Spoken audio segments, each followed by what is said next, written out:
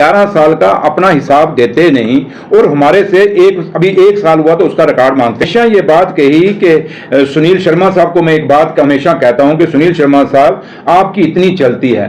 तो अगर आप इतने ईमानदार हैं बीजेपी और बीजेपी की लीडरशिप जम्मू कश्मीर में इतनी ईमानदार है, तो मैं सुनील शर्मा साहब को हमेशा कहते हैं बताओ कौन सी फाइल रुकी है, तो मैं सुनील शर्मा साहब को 2-3 फाइलें कहता हूं, कर दें वो काम। मैंने ये बात कही कि जम्मू कश्मीर की इंडस्ट्री, अगर आप जम्मू कश्मीर के इंडस्ट्रिस्ट को पूछो तो कहते हैं ये 28,000 करोड़ का जो पैकेज आया था हमें कुछ नहीं मिला। अगर आप कश्मीर की इंडस्ट्री वालों को पूछो, इंडस्ट्रिस्ट को पूछो, वो कहता है जो 28,000 का पैकेज आया था हमें कुछ नहीं मिला। तो मैं एलजी साहब को कहता हूं कि जनाब जब जम्मू कश्मीर की जो सही इंडस्ट्री है वो इंडस्ट्रिस्ट कह रहे हैं हमें उस 28,000 करोड़ से कुछ नहीं मिला, तो एलजी साहब एक इंक्वायरी करा दीजिए। तो मैं उम्मीद करता हूं कि सुनील शर्मा साहब ये इंक्वायरी करा देंगे। स्मार्ट सिटी जिससे पूरा जम्मू शहर दुखी है, पूरा कश्मीर शहर दुखी है, वहां पे श्रीनगर शहर दुखी है, वो जम्मू म्युनिसिपैलिटी के अंडर आता है और श्रीनगर म्युनिसिपैलिटी के अंडर आता है। मैं कहता हूं सुनील शर्मा साहब, एलजी साहब, लोगों को इसकी क्वालिटी से, इसके काम से, इसके तरीके से, इसके जो मटेरियल लगा सब स्टैंडर्ड, और जो रास्ते बनाए गए, जो पाथ बनाए गए, लोगों की सड़कें टाइट कर दी, इसकी एक इंक्वायरी करा दे।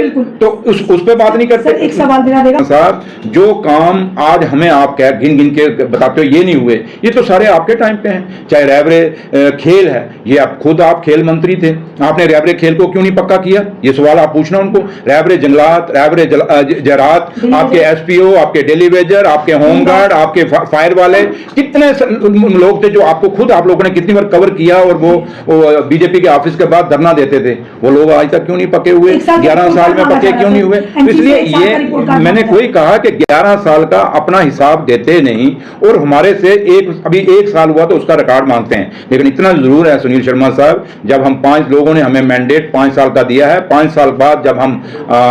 बाहर जाएंगे इलेक्शन लड़ने के लिए, हम लोगों को, आप लोगों को, प्रेस मीडिया के लोगों को बुलाएंगे, आपसे बातचीत करेंगे, और एक हाथ में हम अपना मैनिफेस्टो रखेंगे, एक हाथ में जो हमने काम किए हैं वो बताएंगे, एक साइड हम वो भी बताएंगे जो काम इन्होंने अधूरे छोड़े हैं, उन कामों को हम पूरा करेंगे। जैसे ये कहते थे कि दरबार मूव कभी नहीं हो सकता, वैसे मैं कहता हूं कि डेलीवेजर जरूर पक्का होगा। एक एक काम जो बीजेपी ने अधूरा छोड़ा है वो हम पूरा करेंगे, सिर्फ हमें वक्त चाहिए। जहां तक आपने कहा कि हमने ये वादे, बिजली मुफ्त देने के वादे के, 12 सिलेंडर मुफ्त के, हमने राशन देने की बात की, हमने सारे जो हम कह तो रहे हैं, हमने स्टेट का वादा भी किया हुआ है कि हम स्टेट अपना दर्जा वापस लेंगे, उसके लिए हम लड़ रहे हैं। हमने असेंबली के अंदर रेजोल्यूशन पास किया है, हमने कैबिनेट के अंदर रेजोल्यूशन पास किया है। रही बात कि मैंने कहा ना कि हमसे हिसाब मांगा जा रहा है 1 साल से, अभी हमें 1 साल हुए हैं, और वो 1 साल जहां आज एलजी साहब का जो और बीजेपी और पीडीपी का जो 11 साल का है, पहले ये तो बता दें अपना, क्योंकि जो मुद्दे ही उठा रहे हैं, बिजली का, पानी का,